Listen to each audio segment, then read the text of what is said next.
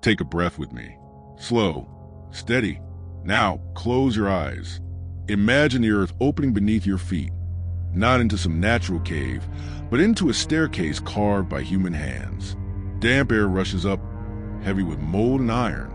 Lanterns flicker against stone walls scarred by centuries of despair. And there, scattered on the ground, lie chains, rusty, broken, but still whispering of the wrists and ankles they once devoured. This is no ordinary ruin. This is an entrance to a truth the world has long tried to bury.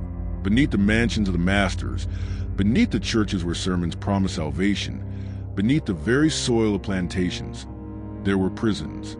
Hidden dungeons where screams were smothered by stone, where childhood ended in darkness, where entire lives were erased without a trace. Pause for a moment. Let the image settle.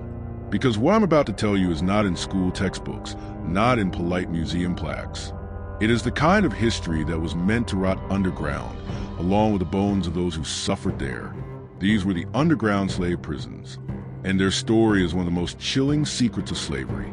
In the late 18th and early 19th centuries, across the Caribbean, in Brazil and the American South, enslavers designed their world with two faces. The one above ground, whitewashed walls, verandas, fields swaying with sugarcane or cotton, wealth glittering on the tables of Europe. And the one below, pits and chambers where silence became punishment, where the enslaved were locked away to break their bodies, their wills, their very memory. They called them calabucos in Brazil, cachots in French colonies, slave holes in English records. But names are too clean for what they truly were. Imagine a space no larger than the pantry, packed with dozens of bodies. Imagine air so thick with sweat and human waste that breathing itself was torment. Imagine iron collars fastened to walls, chains fixed into stone floors, ceilings so low you could not stand straight. Now, imagine being 10 years old in such a place. Because yes, children were thrown into these dungeons too. A child who faltered in the cane fields. A child who dared to resist. A child who simply existed as a warning to their parents. Let me take you back to Saint-Domingue, the colony that would later become Haiti.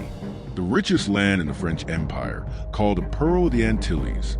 500,000 enslaved people lived there, and every mansion that glittered above ground cast a shadow below, where punishment rooms were carved into earth or hidden beneath floors. Travelers rarely spoke of them. When they did, they wrote in whispers. One French priest admitted, "I descended into a chamber beneath the mill. The stench struck me like a blow. Men and women lay chained to the walls. Their eyes glowed in the dark like those of animals. Yet they said nothing. It was as though they had forgotten speech itself. Forgotten speech. Forgotten humanity. That was the design. Now cross the ocean with me. To Brazil, in Salvador Bahia, the calabucos were infamous. Dark stone vaults beneath city prisons, beneath plantations, even beneath churches themselves. Yes, churches. Places where bells rang for salvation above ground, while below, men and women were whipped in silence. The Inquisition left its marks here too. Punishment cells were used for enslaved Africans, their cries muffled by the hymns above. A traveler in the early 1800s described one dungeon. There is no light, save what filters through a grate no larger than a hand. The chains are sunk into the stone. The ground is wet, the walls sweat. I do not know how men survive more than a day in such a place, and yet they do, some for weeks, some for months. Pause with me, because this is more than description, it's a descent. I want you to feel it. Place yourself there. You walk down narrow steps, the light fading behind you. Each footstep echoes, then vanishes into silence. You smell rust before you see it, salt before you taste it. Your hands graze cold stone slicked with moisture, and then a sound. Chains clinking, faint but certain. Breathing, ragged, uneven. Eyes glowing faintly in the lantern's flicker. And you realize these are not ghosts. These are people locked beneath the earth, living their punishment in silence. But why were these prisons built? Why not punish above ground, in public, with a lash that terrified entire plantations? Because some punishments were not meant to be seen. Some were meant to erase. Above ground, punishment was theater, whips cracking in fields, overseers shouting. terror displayed as spectacle, but below ground, punishment became disappearance. To be thrown into the dungeon was to vanish from sight, from memory, from life itself. Some emerged days later, scarred, broken, eyes hollow. Others never returned. And the silence served the masters well. Silence spreads fear. If someone vanishes, if their screams are swallowed by earth, the imagination fills in horrors greater than any whip. Yet even in silence, resistance breathed. Testimonies speak of men humming songs in the dark, women whispering prayers through cracks in the wall, children holding hands so tightly their wrists bled from the shackles. To survive underground was itself rebellion, but survival was not guaranteed. Many dungeons became graves. Bones have been found, fused with chains, buried in collapsed chambers. Entire lives ended without name, without marker, without memory, except the stones themselves, which still hold echoes. And here lies a chilling truth. These underground prisons were not rare. They were not accidents of cruelty. They were part of the system. Plantation manuals even mentioned them, advising masters to keep punishment out of sight to preserve order. Travelers hinted at them. Enslaved testimonies whispered of them. Archaeologists still uncover them. Beneath churches in Salvador, beneath plantations in the Caribbean, beneath forts where soldiers once guarded empires. They are history's underbelly, the skeleton beneath the mansion's smile. Now pause again. Breathe. In and out. Ask yourself, how many lives disappeared in these chambers? How many childhoods ended before they began? How many voices still whisper through cracks of stone walls we walk past a day, unaware of what lies below? This is the opening to our descent, and we are only at the surface, because the deeper we go, the darker it gets. The air grows heavier the deeper we descend.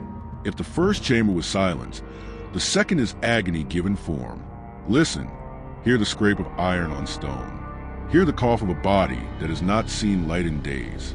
Hear the whip crack, not in open air, but against walls that echo it endlessly, multiplying pain. The dungeon is alive with sound, even when it tries to be silent. Some punishments were designed not just to wound, but to unmake. Men were shackled by the neck to rings embedded in the wall, forced to sit or squat until their muscles locked, until their minds collapsed. Women were tied with arms outstretched, left standing until their legs buckled, their shoulders tearing under their own weight. Children were not spared. A boy of 8, too small for the fields, could still be chained here as warning to his family. Imagine the darkness around him. Imagine his fingers brushing cold iron, too large for his wrists, biting into his skin.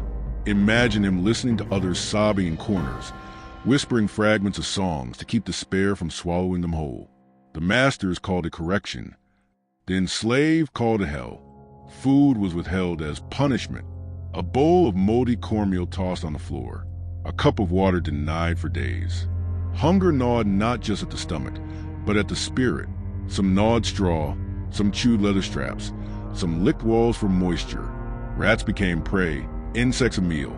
Survival was not about dignity. It was about breath, heartbeat, another hour alive. And yet, even here, resistance flickered. A woman might hum a lullaby in Yoruba, her voice faint but steady. A man might whisper a proverb from his homeland, passing memory like a torch. Even in chains, the underground echoed with fragments of Africa, fragment of humanity too stubborn to die. There are testimonies, rare, fragile, that speak of what these places did to mind. One freedman recalled, "In the dark, I spoke to shadows as if they were my brothers. I thought I heard my mother's voice, though she was long dead. I laughed when there was nothing to laugh at. When they opened the door, I could no longer tell if the world outside was real." Psychological torment was as deliberate as the whip. Isolation, silence, endless dark. It broke men without leaving scars visible above ground. To masters, this was efficient. To history, it was erasure. But not all broke. Some emerged fiercer than before. There are stories of men who returned from weeks in a dungeon and spoke of visions, ancestors who promised them strength, gods who whispered freedom, women who claimed to see flames in the dark, a prophecy of fire that would consume the plantations. Whether hallucination or faith, it became fuel. What was meant to crush instead forged resolve. And so, the underground prisons became paradoxes. They were tombs, but also wombs, places where rebellion gestated in silence. Picture the scene above ground, a mansion gleaming white in the sun, planters dining on silver plates, sipping imported wine, a church bell ringing, calling the faithful to prayer, and beneath it all, a chamber where men and women sat in their own filth, chained to stone, singing fragments of forgotten songs. Two worlds occupying the same soil, one gilded, one rotting. This was the hypocrisy of empire.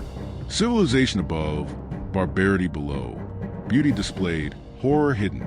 Let us pause on one story, whispered through time. In Bahia, Brazil, legend speaks of a boy taken into a dungeon for stealing food. He was no older than 12. Days passed, then weeks. When the door was finally open, they found him dead, but not alone. Scratched into the stone beside him were words in broken Portuguese. I will not be silent. No one knows if the story is fact, or if it grew from the imagination of the enslaved who needed proof that silence could be defied. But even as legend, it carries truth. For every dungeon intended to erase memory, memory instead carved itself into stone, into song, into whispers that outlived the chains. Now, step with me into another chamber. The torchlight flickers across iron collars hanging from hooks. Some still carry traces of rusted nails. The floor is uneven, scarred by grooves where chains dragged across it for generations. In the corner, a small wooden cross leans against the wall, left by someone long ago, a prayer scratched into the silence. It is almost unbearable to imagine, but we must, because history demands witness. The enslaved were not merely victims here. They were witnesses too, witnesses to one another's suffering, and to the resilience that bloomed even in despair. One person's hum became a chorus. One whispered prayer became a covenant. One child's defiance became legend. These dungeons were built to erase. Instead, they preserved, because the earth remembers. The walls remember. And when archaeologists uncover these sites today, chains fuse to stone, bones scattered in corners, they are not finding relics. They are finding testimony. But the masters feared something more than memory. They feared rebellion. The underground was not only punishment, it was warning. Those above could hear muffled cries, the clink of chains, the echo of suffering. It sent a message stronger than any sermon. Resist and you vanish. Resist and you descend. Resist and silence swallows you whole. Yet history proved the warning hollow. For every dungeon, there was a rebellion. For every silence, a fire. The enslaved learned not only to fear, but to endure. And endurance, when passed from voice to voice, became the seed of revolt. Pause here with me. Inhale the damp air. Exhale the weight of what we've seen. Then ask yourself, if you had lived in such a world, would you have endured? Would you have sung in the dark, whispered to ancestors, hummed defiance when every breath hurt? That question lingers, not in the past, but in us. Freedom is not born in light. Sometimes it begins in darkness. The dungeons meant to erase humanity became, ironically, the womb of rebellion.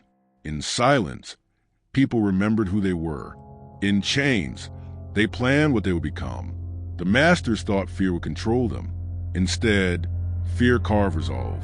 From whispers in the underground came fires above. Plantations across Brazil, the Caribbean, and the Americas felt tremors of revolt. Some were small, tools broken. Cane fields mysteriously aflame. Overseers found dead at dawn. Others were vast, armies of the enslaved rising in the night. Torches high, voices shouting songs that once hummed in dungeons. Think of Salvador Bahia in 1835. The Mayo Revolt, hundreds of African Muslims rising with banners of faith and freedom, armed with blades and memory. The authorities crushed it with blood, but the echo never faded. Or think of Haiti, where the largest slave rebellion in history began not in palaces, but in secret meetings under cover of night, in whispered vows that felt like those murmured in subterranean cells. Every revolt was fueled by silence broken. The masters responded with horror. They unleashed militias, soldiers, priests. They staged trials meant not for justice, but for spectacle. Men accused of rebellion were paraded through streets, whipped until their skin tore, executed in public squares. Women suspected of carrying messages were humiliated, tortured, even executed. Children were not spared. Some were hanged as warnings. The dungeon's cruelty was extended above ground. Heads of rebels were displayed on spikes at plantation gates. Corpses left to rot at crossroads. Fear as theater, terror as governance. But what the masters never understood was this: violence may kill bodies, but it cannot kill memory. Every execution was also a story. Every body on a spike became legend. Every whisper what happened below and above became fuel for the next revolt. History books, written by the victors, tried to bury these stories.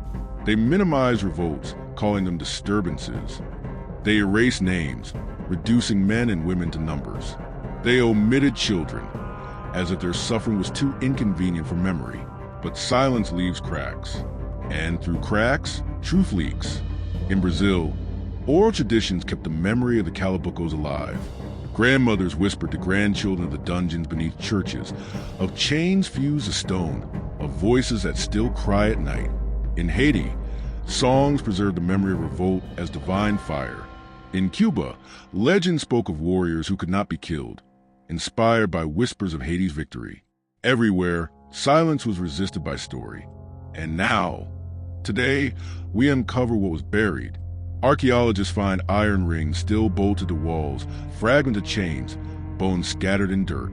Documents long hidden in archives reveal the casual cruelty of punishments ordered by masters. And in the voices of descendants, the truth lives. We were there. We endured. We resisted.